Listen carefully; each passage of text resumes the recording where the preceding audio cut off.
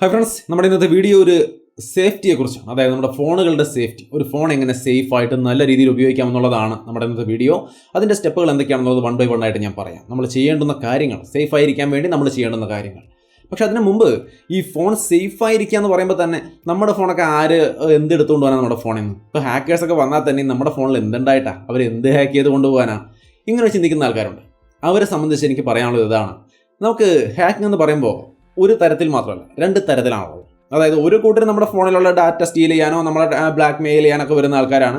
അവർ വേണമെങ്കിൽ എന്ത് വേണമെങ്കിലും എടുത്തുകൊണ്ട് കോട്ടെ, എൻ്റെ ഫോണിലതാ ഒന്നും ഇല്ലല്ലോ എന്നൊക്കെ പറഞ്ഞാൽ നമുക്ക് രക്ഷപ്പെടാം. ബട്ട് രണ്ടാമതൊരു കൂട്ടരുണ്ട്, ഇവരുടെ കയ്യിൽ നിന്ന് രക്ഷപ്പെടാൻ ഒരു മാർഗ്ഗവുമില്ല. നമ്മുടെ ഫോണിൽ ഒന്നും വേണ്ട, അവർക്ക് നമ്മുടെ ഫോണിൽ നിന്നൊന്നും വേണ്ട. അവർക്ക് വേണ്ടത് നമ്മുടെ ഫോണിൻ്റെ ആക്സസ് മാത്രമാണ്. അതായത് ഇപ്പോൾ ഫോർ എക്സാമ്പിൾ ഒരു തീവ്രവാദ ഗ്രൂപ്പാണെന്ന് വിചാരിക്കുക. ഇപ്പോൾ ഈ ടെററിസ്റ്റുകളൊക്കെ ആണെങ്കിൽ അവരുടെ കൂട്ടത്തിലെ ഹാക്കേഴ്സ് നമ്മുടെ ഫോൺ ഹാക്ക് ചെയ്യുമ്പോൾ നമ്മുടെ ഫോണിലെ ഡാറ്റാസ് എടുത്തുകൊണ്ട് പോകല്ല അവർ ചെയ്യുക, പകരം നമ്മുടെ ഫോൺ യൂസ് ചെയ്യുകയാണ് ചെയ്യുക. അവരുടെ പരമായ ടെററിസ്റ്റിക് പരമായ ഈ ഒരു തീവ്രവാദപരമായ സംഭാഷണങ്ങൾക്കും കമ്മ്യൂണിക്കേഷനും വേണ്ടി നമ്മുടെ ഫോണിൽ നിന്ന് കോൾ ചെയ്യുക, നമ്മുടെ ഫോണിൽ നിന്ന് മെസ്സേജ് അയക്കുക, അങ്ങനെയുള്ള കാര്യങ്ങളായിരിക്കും അവർ ചെയ്യുക. ഒരു എക്സാമ്പിളിന് പറഞ്ഞതാണ്. അതായത് ഇപ്പോൾ അത് മാത്രമല്ല, തീവ്രവാദികൾ മാത്രമല്ല, മറ്റാർക്ക് വേണമെങ്കിലും ഹാക്കേഴ്സിന് ഈ തരത്തിലും നമ്മുടെ ഫോൺ ഹാക്ക് ചെയ്യാം. ചിലപ്പോൾ ഒന്നും അറിയാതെ ചുമ്മാ ഇരിക്കുന്ന നമ്മുടെ ഫോണിൽ നിന്നായിരിക്കും ഇവർ ഇത്തരത്തിൽ എന്തെങ്കിലും ചെയ്തുകൊണ്ടിരിക്കുന്നുണ്ടാവുക. പോലീസ് നാളെ അന്വേഷിച്ച് നമ്മുടെ വീടിന് മുറ്റത്തെത്തുമ്പോഴായിരിക്കും നമ്മൾ അറിയുന്നത് ഇതെന്താണ് സംഭവം, നമ്മുടെ ഫോണിൽ നിന്ന് കോൾ പോയി, നമ്മുടെ ഫോണിൽ നിന്ന് മെസ്സേജ് പോയിരിക്കുന്നു, നമുക്കാണെങ്കിൽ ഒന്നും അറിയില്ല. പക്ഷേ അങ്ങനെ പറഞ്ഞ് നമുക്ക് രക്ഷപ്പെടാനും പറ്റില്ല. കാരണം പോലീസിനെ സംബന്ധിച്ച് ക്ലിയർ ആണ്, നമ്മുടെ ഫോണിൽ നിന്നാണ് മെസ്സേജും കാര്യങ്ങളൊക്കെ പോയിരിക്കുന്നത്, എല്ലാ ഡിസ്കഷനും നടന്നിരിക്കുന്നത്. അങ്ങനെയാണെങ്കിൽ ഉറപ്പായിട്ടും നമ്മൾ റെസ്പോൺസിബിൾ ആണ്. നമ്മൾ കുറച്ച് കാലത്തേക്കെങ്കിലും ഈ ഹാക്കിങ്ങിനെ കുറിച്ചൊക്കെ അറിയാവുന്നവരാണെങ്കിൽ അത് നമുക്ക് തെളിയിക്കാനുള്ള സാധ്യതകളുണ്ടെന്ന്. അപ്പോൾ അതുകൊണ്ട് തെളിയിക്കാം, പക്ഷേ കുറച്ച് കാലമെങ്കിലും നമ്മൾ ആ ഒരു സംഭവത്തിൻ്റെ പിന്നാലെ നടക്കേണ്ടി വരും. തെളിയിക്കാൻ പറ്റിയില്ലെങ്കിൽ കൊടുങ്ങാനും മതി. സോ ഹാക്കിംഗ് ഇങ്ങനെ ഒരു തരത്തിലും വരുന്നുണ്ട്. സോ നമ്മുടെ ഫോണിൽ ഒന്നും ഇല്ലാലോ എന്ന് വിചാരിച്ച് രക്ഷപ്പെടാൻ നമുക്ക് പറ്റില്ല. ഇത്തരത്തിലുള്ള അപകടങ്ങളും നമ്മുടെ ഫോണിനെ തേടി വരാം. സോ ഫോൺ സേഫായി ഉപയോഗിക്കുക എന്നുള്ളത് മസ്റ്റായ കാര്യം തന്നെയാണ്. അപ്പോൾ അതിൻ്റെ സ്റ്റെപ്പുകൾ എന്തൊക്കെയാണെന്നുള്ളതാണ് നമ്മൾ ഇന്ന് ഈ വീഡിയോയിൽ പറയാൻ പോകുന്നത്. പിന്നെ അതിനിടയ്ക്ക് നിങ്ങൾക്ക് നമ്മുടെ ഈ ഒരു വീഡിയോ ഇഷ്ടപ്പെടുവാണെങ്കിൽ തീർച്ചയായിട്ടും ലൈക്ക് ചെയ്യാൻ മറക്കരുത്. ലൈക്ക് ചെയ്യുന്നതിൻ്റെ ഒപ്പം തന്നെ നമ്മുടെ ചാനൽ മറക്കാതെ സബ്സ്ക്രൈബ് ചെയ്യുക. സബ്സ്ക്രൈബ് ചെയ്യുമ്പോൾ ആ ബെല്ലൈക്കൺ പ്രത്യേകം എനേബിൾ ചെയ്ത് വെക്കുക. ഇതുപോലെ എങ്കിൽ മാത്രമാണ് നമ്മൾ അപ്ലോഡ് ചെയ്യുന്ന വീഡിയോസിൻ്റെയൊക്കെ നോട്ടിഫിക്കേഷൻ കൃത്യസമയത്ത് നിങ്ങൾക്ക് കിട്ടുള്ളൂ. സോ നമുക്ക് തുടങ്ങാം. ഓരോ സ്റ്റെപ്പായിട്ട് നമുക്ക് ഫസ്റ്റ് ഓഫ് ഓൾ ഒരു ഫോൺ സേഫ് ആയിരിക്കാൻ വേണ്ടുന്ന ഏറ്റവും പ്രഥമമായ കാര്യം എന്ന് പറയുന്നത് ഫോണിലൊരു സ്ക്രീൻ ലോക്ക്. അത് ഫിംഗർ പ്രിൻറ്റ് സെൻസർ അല്ലെങ്കിൽ പാറ്റേൺ അല്ലെങ്കിൽ നമ്പർ ലോക്ക്, എന്തെങ്കിലും ഒരു ലോക്ക് വെച്ച് സൂക്ഷിക്കുക. നമ്മുടെ ഫോൺ മറ്റൊരാൾ എടുത്ത് അതിൽ നിന്ന് വേറെ കോളും കാര്യങ്ങളും ചെയ്യാതിരിക്കാനുള്ള മെയിൻ ആയിട്ടുള്ളൊരു കാര്യം, നമ്മുടെ അനുവാദമില്ലാതെ, നമ്മുടെ പെർമിഷൻ ഇല്ലാതെ അതൊന്നും ആക്സസ് ചെയ്യാതിരിക്കാൻ വേണ്ടി fingerprint, face lock, pattern, അങ്ങനെ പാറ്റേൺ ലോക്ക് എന്തെങ്കിലുമൊക്കെ നമ്മൾ സെറ്റ് ചെയ്യുക. അതിന് പ്രത്യേകിച്ച് ഒന്നും പറയേണ്ട ആവശ്യമില്ല, നിങ്ങൾക്ക് അറിയാമല്ലോ. ഇനി നമുക്ക് ഇത്തിരി അഡ്വാൻസ്ഡ് ആയ കാര്യങ്ങളെക്കുറിച്ച് നോക്കാം. ഫോൺ ഒരു പരിചയമില്ലാത്ത ഒരാളുടെ നമ്മുടെ ഫോൺ കിട്ടി, അല്ലെങ്കിൽ നമ്മുടെ ഫോൺ നഷ്ടപ്പെട്ട് വേറൊരാളുടെ കിട്ടി, അയാൾ ഉടനെ ഫോൺ എടുത്ത് നോക്കി ആക്സസ് ചെയ്യാൻ ശ്രമിക്കുമ്പോൾ നോർമലി പാസ്വേഡ് ക്രാക്ക് ചെയ്യാൻ ബുദ്ധിമുട്ടുള്ള നല്ല പാസ്വേഡ് ആണെങ്കിൽ ബുദ്ധിമുട്ടും അവർ, അത് ഉറപ്പ്. അത് കൂടാതെ ഒന്നിലധികം അക്കൗണ്ടുകൾ നമ്മുടെ ഫോണിൽ ഉണ്ടാക്കിയിടുകയാണെങ്കിൽ ഈ ഫോൺ കിട്ടുന്നയാൾ അല്ലെങ്കിൽ ഫോൺ അടിച്ചു മാറ്റി അതിലൂടെ ആക്സസ് ചെയ്യാൻ ശ്രമിക്കുന്ന ആളെ സംബന്ധിച്ച് ഇതിലേത് അക്കൗണ്ടിൽ കയറിയിട്ടാണ് ഉപയോഗിക്കേണ്ടത് എന്നുള്ള കൺഫ്യൂഷൻ വരും. കാരണം ഇപ്പോൾ എൻ്റെ ഫോൺ നിങ്ങൾക്ക് ഇവിടെ കാണാം, ഇതിൽ 2-3 അക്കൗണ്ടുകൾ കിടക്കുന്നുണ്ട്. ആക്ച്വലി ഇതിലെ മറ്റ് അക്കൗണ്ടുകളുടെ പാസ്വേഡ് എനിക്ക് തന്നെ അറിയില്ല. കാരണം ഞാൻ വെറുതെ റാൻഡം ആയിട്ടൊരു പാസ്വേഡ് അടിച്ചിട്ടേക്കുക, ഒരു വലിയ ടഫായ പാസ്വേഡ്.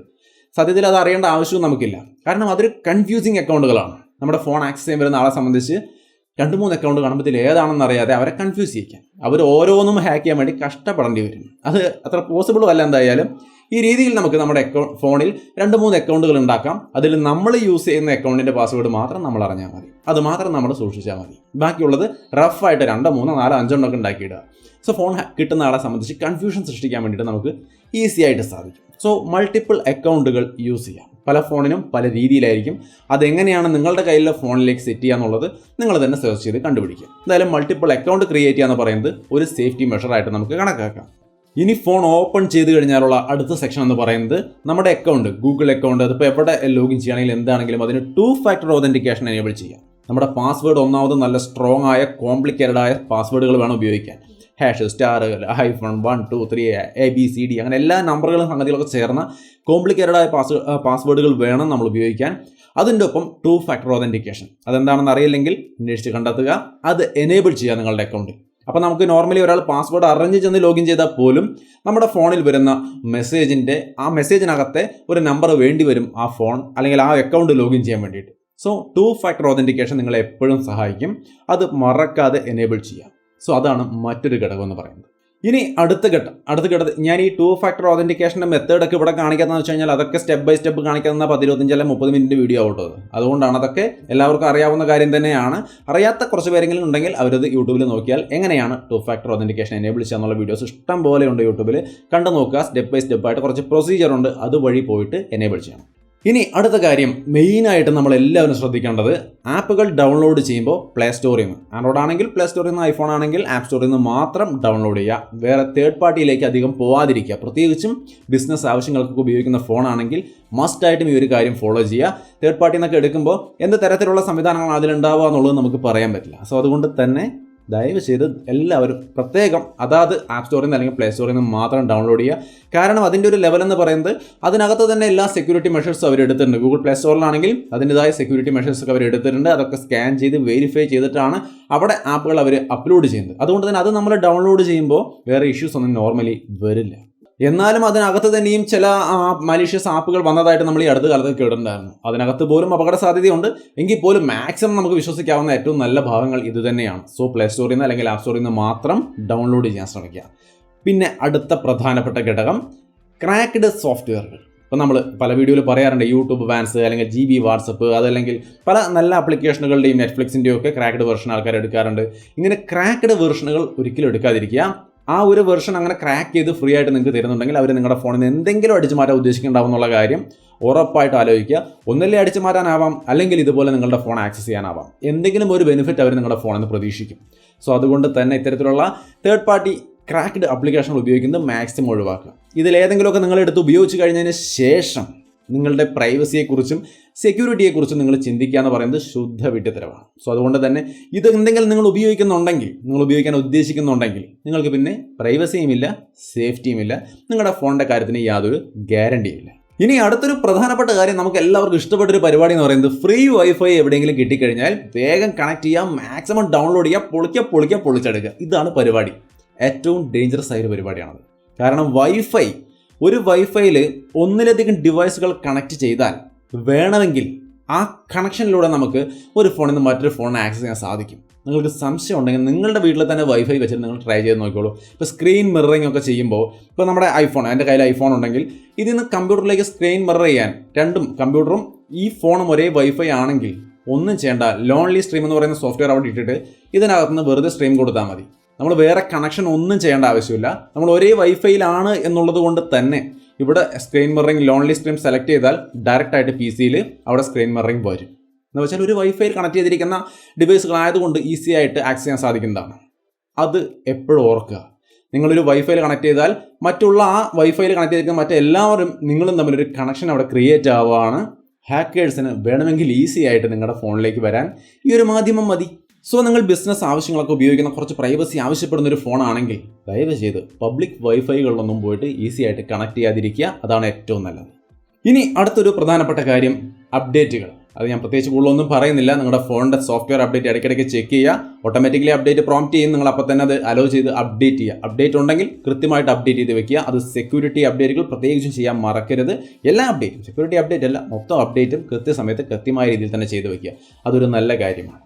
ഇനി അടുത്ത ഘടകം എന്ന് പറയുന്നത് ഫോണിൻ്റെ പാസ്വേഡുകൾ സേവ് ചെയ്യുന്ന മെത്തേഡ്. നമ്മളിപ്പോൾ ബാങ്കിങ് ആപ്ലിക്കേഷൻ അല്ലെങ്കിൽ മറ്റ് പല ആപ്ലിക്കേഷനുകൾ, നമ്മുടെ ബിസിനസ് ആവശ്യങ്ങൾക്കുള്ള പല ആപ്ലിക്കേഷനുകളുടെ പാസ്വേഡുകൾ നമ്മൾ ഒരു തവണ ടൈപ്പ് ചെയ്താൽ അപ്പോൾ തന്നെ നമ്മുടെ ഫോൺ ചോദിക്കും, അല്ലെങ്കിൽ ഗൂഗിൾ ചോദിക്കും, പാസ്വേഡ് സേവ് ചെയ്യട്ടെ. നമുക്ക് സേവ് ചെയ്ത് വെച്ചാൽ സൗകര്യമാണ്. അടുത്ത തവണ നമ്മൾ ആ ആപ്പ് തുറക്കുമ്പോൾ പാസ്വേഡിൻ്റെ അവിടെ ക്ലിക്ക് ചെയ്യുമ്പോൾ തന്നെ ഗൂഗിൾ ആ പാസ്വേഡ് കൊണ്ട് അവിടെ അടിച്ചു തരും. നമുക്ക് ജസ്റ്റ് ക്ലിക്ക് ചെയ്താൽ ലോഗിനായി അകത്തേക്ക് പോകാം. പാസ്വേഡ് അടിക്കുന്ന ബുദ്ധിമുട്ട് ഒഴിവാക്കാം.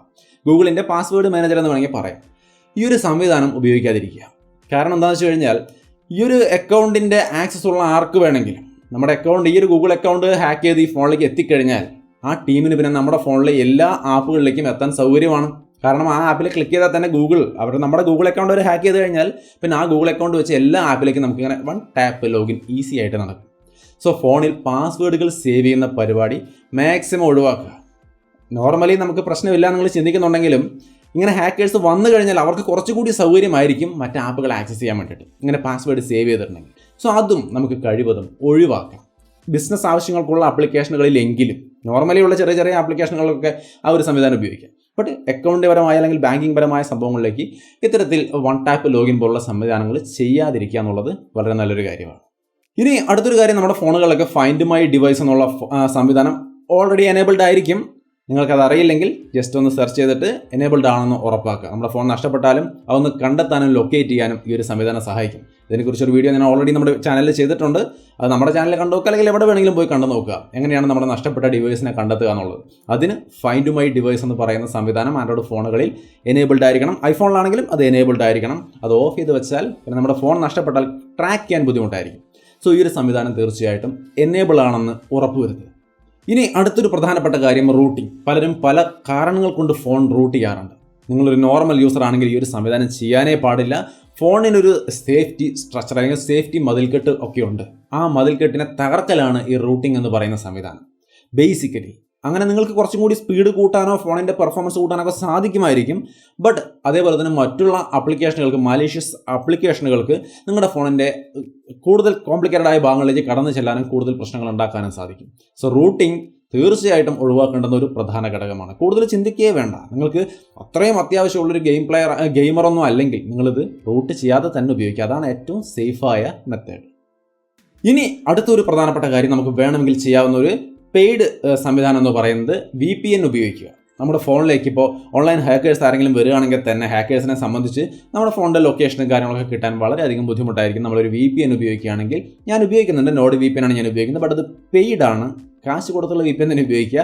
ഫ്രീ VPNകൾ അത്ര സേഫ് ഒന്നുമല്ല. നമ്മൾ എന്ത് ആക്സസ് ചെയ്യുമ്പോഴും അതിൻ്റെ ഹിസ്റ്ററിയും കാര്യങ്ങളൊക്കെ അവർ കീപ്പ് ചെയ്യുന്നുണ്ടാവും, അവരത് സെയിൽ ചെയ്ത് കാശ് ഉണ്ടാക്കുന്നുണ്ടാവും. സോ പെയ്ഡ് VPN ആണെങ്കിൽ അത്തരത്തിലുള്ള പ്രശ്നങ്ങളൊന്നും ഉണ്ടാവില്ല. നല്ല VPN നോക്കി സെലക്ട് ചെയ്യാം. ഞാൻ റെക്കമെൻഡ് ചെയ്യാന്ന് പറഞ്ഞപ്പോൾ നോഡ് VPN ആണ് ഞാൻ ഉപയോഗിക്കുന്നത്, അതുകൊണ്ട് വേണമെങ്കിൽ എനിക്ക് അത് റെക്കമെൻഡ് ചെയ്യാം. അതല്ല, ഒരുപാട് നല്ല VPNകൾ വേറെയുണ്ട്. നിങ്ങൾക്ക് ഇഷ്ടമുള്ള VPN നോക്കിയിട്ട് പൈസ കൊടുത്ത് വാങ്ങിച്ച് യൂസ് ചെയ്യാം. ബട്ട് അത് ബിസിനസ് ഫോണാണ്, ബിസിനസ് ആവശ്യങ്ങൾക്ക് ഉപയോഗിക്കുന്നതാണ്, അത്രയും സേഫ്റ്റിയൊക്കെ ആവശ്യമാണെന്ന് ചിന്തിക്കുന്നവർക്ക് മാത്രം ഈ ഒരു VPNൻ്റെ ഒക്കെ ആവശ്യമുള്ളൂ. അതല്ലാത്തവർക്കൊന്നും VPNൻ്റെ നോർമൽ യൂസിനൊന്നും VPN ഇല്ലെങ്കിലും കുഴപ്പമൊന്നുമില്ല. അപ്പോൾ ബിസിനസ് ആവശ്യങ്ങൾക്കൊക്കെ ഉപയോഗിക്കുന്ന ഒരു ഫോണാണെങ്കിൽ VPN കൂടി ഉപയോഗിച്ചോളൂ. കുറച്ചും കൂടി ഒരു എക്സ്ട്രാ ലെയർ ഓഫ് പ്രൊട്ടക്ഷൻ ആണ് നമുക്ക് അതിലൂടെ കിട്ടുന്നത്. ഇനി വേണമെങ്കിൽ ലാസ്റ്റ് ഒരു സെക്ഷനായിട്ട് നമുക്ക് സേഫ്റ്റിക്ക് വേണ്ടിയിട്ട് ആൻറ്റിവൈറസ് ഒക്കെ ഉപയോഗിക്കാം. ബട്ട് നോർമലി നമ്മുടെ ആൻഡ്രോയിഡ് ഫോണായാലും ഐഫോൺ ആയാലും ഈ ഒരു ആൻറ്റിവൈറസിൻ്റെ ഒന്നും ആവശ്യം വരുന്നില്ല. അത്യാവശ്യം നല്ല നിലയ്ക്ക് തന്നെ അത് സേഫാണ്. അതിൻ്റെ സെക്യൂരിറ്റിയും സംവിധാനങ്ങളൊക്കെ കൃത്യമായിട്ട് അപ്ഡേറ്റ് ഒക്കെ ചെയ്ത് കൊണ്ടുപോവുകയാണെങ്കിൽ ഗൂഗിൾ തന്നെ ആൻഡ്രോയിഡ് ഫോണിനെ നല്ല രീതിക്ക് പ്രൊട്ടക്റ്റ് ചെയ്യുന്നുണ്ട്. സോ അവിടെ വലിയ സീനൊന്നുമില്ല. ഇനി നിങ്ങൾ ഭയങ്കര ബിസിനസ് കാര്യങ്ങളൊക്കെ നടത്തുന്ന ആളാണ്, ഭയങ്കര സീരിയസ് ആയ വിഷയങ്ങളൊക്കെ നിങ്ങളുടെ ഫോണിലുണ്ടെങ്കിൽ വേണമെങ്കിൽ ഒരു ആൻറ്റിവൈറസ് ഒക്കെ ഉപയോഗിക്കാം. അതുകൊണ്ട് കുഴപ്പമില്ല. ഒരു എക്സ്ട്രാ ലെയർ ഓഫ് പ്രൊട്ടക്ഷൻ എന്ന് പറയാം. അതല്ലാതെ അത് ഉണ്ടായത് കൊണ്ട് മാത്രമേ സേഫ്റ്റി വരുള്ളൂ, അല്ലാണ്ട് സേഫ് ഇല്ല എന്ന് നിങ്ങൾ വിചാരിക്കരുത്. ആൻഡ്രോയിഡ് ഫോണുകളെ സംബന്ധിച്ച് ഇത്തരത്തിലുള്ള ആൻറ്റിവൈറസ് ഒന്നും ഇല്ലെങ്കിലും സേഫ് ആണ് അവർ. വേണമെങ്കിൽ ഒരു എക്സ്ട്രാ സെക്യൂരിറ്റിക്ക് നിങ്ങൾക്ക് ഇത്തിരി കൂടി ധൈര്യത്തിന് വേണ്ടിയിട്ട് വേണമെങ്കിൽ ഒരു നല്ല ആൻറ്റിവൈറസ് നോക്കി വാങ്ങിച്ച് ഉപയോഗിക്കാം. ഞാൻ മൊബൈലിൽ ആൻറ്റിവൈറസ് ഉപയോഗിക്കുന്നില്ല, ബട്ട് PC-യിൽ ഞാൻ ഉപയോഗിക്കുന്നത് നോട്ടൺ ആണ്. നോട്ടൺ 360 എന്ന് പറയുന്ന ആ ഒരു ഡിലക്സ് വെർഷനാണ് ഉപയോഗിക്കുന്നത്. സോ നമുക്ക് വേണമെങ്കിൽ ഒരു എക്സ്ട്രാ ലെയർ പ്രൊട്ടക്ഷൻ വേണ്ടിയിട്ട് വേണമെങ്കിൽ ഇങ്ങനെ ഏതെങ്കിലും ആൻറ്റിവൈറസ് സംവിധാനങ്ങളും ഉപയോഗിക്കാം. പക്ഷേ ഫോണുകളെ സംബന്ധിച്ച് അത് മസ്റ്റ് അല്ല കേട്ടോ, അത് നമുക്ക് വേണമെങ്കിൽ സ്കിപ്പ് ചെയ്യാം. ഇനി ലാസ്റ്റ് ആൻഡ് ഫൈനൽ, നമ്മളെല്ലാവരും പെടുന്ന ഒരു പ്രധാനപ്പെട്ട ഘടകം എന്ന് പറയുന്നത്, എന്തെങ്കിലുമൊക്കെ മെയിലുകൾ വരുമ്പോൾ ആ മെയിലുകളിലെ ലിങ്കുകളിലൊക്കെ നമുക്ക് ഒരു പരിചയമില്ലാത്ത മെയിലാണെങ്കിൽ നമ്മളതിൽ കാണുന്ന ലിങ്കിലൊക്കെ കയറി ഞാൻ ക്ലിക്ക് ചെയ്യും. ചിലപ്പോൾ ഭയങ്കര ഓഫറുകളൊക്കെ വരും. നിങ്ങളിതാ മറ്റേ വിജയിച്ചു, നിങ്ങൾക്ക് ഇതാ 10,000 രൂപ അല്ലെങ്കിൽ 10 ലക്ഷം രൂപ എന്നൊക്കെ പറഞ്ഞുകൊണ്ടുള്ള പല തരത്തിലുള്ള മെയിലുകളും മെസ്സേജുകളൊക്കെ വരും. അതിലെ ലിങ്കുകളൊന്നും ക്ലിക്ക് ചെയ്യേണ്ട, അതൊക്കെ അങ്ങനെ തന്നെ ഡിലീറ്റ് ചെയ്ത് കളയുക. അതൊരു പ്രധാനപ്പെട്ട ഘടകമാണ്. നമ്മുടെ ഫോണിൻ്റെ മാത്രമല്ല എല്ലാ തരത്തിലും സാമ്പത്തികമായ സേഫ്റ്റിക്കും അത് വളരെ നല്ലതാണ്. സോ അത്തരത്തിലുള്ള അനാവശ്യ മെയിലുകളും മെസ്സേജുകൾക്കൊന്നും റിപ്ലൈ കൊടുക്കാതിരിക്കുക, ലിങ്കുകളിലൊന്നും ക്ലിക്ക് ചെയ്യാതിരിക്കുക. ഇതിനെല്ലാം പുറമെ ഫൈനലായിട്ട് ബാക്കപ്പ്. നമ്മുടെ ഫോൺ ഇടയ്ക്കൊന്ന് ബാക്കപ്പ് എടുത്ത് വെക്കുക. അഥവാ ഈ സാധനം ഇത് ഹാക്കും ചെയ്യേണ്ട, ഒന്നും ചെയ്യേണ്ട ആവശ്യമില്ല, താഴെ വീണ് ചിലപ്പോൾ മൊത്തം അടിച്ചു പോയാൽ നമ്മുടെ ഡാറ്റാസ് മുഴുവൻ പോകും. സോ നമ്മുടെ ഡാറ്റാസൊക്കെ നമുക്ക് ആവശ്യമുള്ളതാണെന്ന് തോന്നുന്നുണ്ടെങ്കിൽ ഇടയ്ക്ക് ഒരു ബാക്കപ്പ് നമ്മുടെ PC-യിലേക്കോ അല്ലെങ്കിൽ ഹാർഡ് ഡ്രൈവിലേക്കോ എവിടെയെങ്കിലുമൊക്കെ ഒരു ബാക്കപ്പ് എടുത്ത് സൂക്ഷിക്കുന്നത് എല്ലാ സമയത്തും ഒരു നല്ല കാര്യമാണ്. ഒരു ശീലമാക്കി മാറ്റുക. മാസത്തിൽ ഒരു തവണയെങ്കിലും ഒരു ബാക്കപ്പ് എടുത്ത് മാറ്റി വയ്ക്കുക. അപ്പോൾ നമ്മുടെ ഡാറ്റാസ് നഷ്ടപ്പെടാതിരിക്കും. എനിക്കില്ലാത്ത ശീലമാണ്, ഇനിയെങ്കിലും ഞാനത് ചെയ്യണമെന്ന് ഞാനും വിചാരിക്കുന്നുണ്ട്. ബാക്കപ്പ് വളരെ മസ്റ്റാണ്. എന്തെങ്കിലുമൊക്കെ ഡാറ്റകൾ നമ്മുടെ ഫോണിലത്തെ നഷ്ടപ്പെടാതിരിക്കാൻ ഉപകരിക്കും. സോ അപ്പോൾ ഇത്രയും കാര്യങ്ങളാണ് ഒരു ഫോൺ സേഫായിട്ട് ഉപയോഗിക്കാൻ വേണ്ടി നമ്മൾ ശ്രദ്ധിക്കേണ്ട കാര്യങ്ങൾ. ഇതെല്ലാവർക്കും ചെയ്യാവുന്നതേ ഉള്ളൂ. അപ്പോൾ ഇതൊക്കെ ആലോചിച്ചുകൊണ്ട് ശ്രദ്ധിച്ചുകൊണ്ട് മാത്രം ഉപയോഗിക്കാം. ഞാൻ ആദ്യം പറഞ്ഞ കാര്യം പ്രത്യേകം ഓർക്കുക. നമ്മുടെ ഫോണിലൊന്നുമില്ല, ഇത് ആരും ഹാക്ക് ചെയ്യില്ല, ഇത് ആർക്ക് കിട്ടിയാലും പ്രശ്നമില്ല എന്ന് വിചാരിക്കുന്നതിൻ്റെ അപ്പുറത്തേക്ക് നമ്മുടെ ഫോൺ മറ്റൊരാൾ ആക്സസ് ചെയ്താലും ഉണ്ടാവാൻ പോകുന്ന പ്രശ്നങ്ങളെക്കുറിച്ച് ചിന്തിക്കുക. അത് എല്ലാവർക്കും ബാധകമാണ്. നമ്മുടെ ഫോൺ ഉപയോഗിക്കുന്ന ചെറിയ കുട്ടികളായാലും മുതിർന്നവരായാലും ശരി, ചെറുപ്പക്കാരായാലും ശരി, ആണുങ്ങളായാലും ശരി, പെണ്ണുങ്ങളായാലും ശരി, എല്ലാവർക്കും ഒരുപോലെ ബാധകമാണ് നമ്മുടെ ഫോൺ മറ്റുള്ളവർ ആക്സസ് ചെയ്താൽ ഉണ്ടാവാൻ പോകുന്ന പ്രശ്നങ്ങൾ. സോ അത് വളരെ സീരിയസ് ആണ്. സോ ഫോൺ എപ്പോഴും സേഫായിട്ടും നല്ല രീതിക്ക് മാത്രം ഉപയോഗിക്കുക. സോ അപ്പോൾ അത്രയുമാണ് നമ്മുടെ ഇന്നത്തെ ഒരു വീഡിയോ ഇഷ്ടപ്പെട്ടാൽ തീർച്ചയായിട്ടും ലൈക്ക് ചെയ്തും ഷെയർ ചെയ്തും നമ്മളെ സപ്പോർട്ട് ചെയ്യാം. വീണ്ടും മറ്റൊരു വീഡിയോ ആയിട്ട് കണ്ടുമുട്ടാം. ബൈ.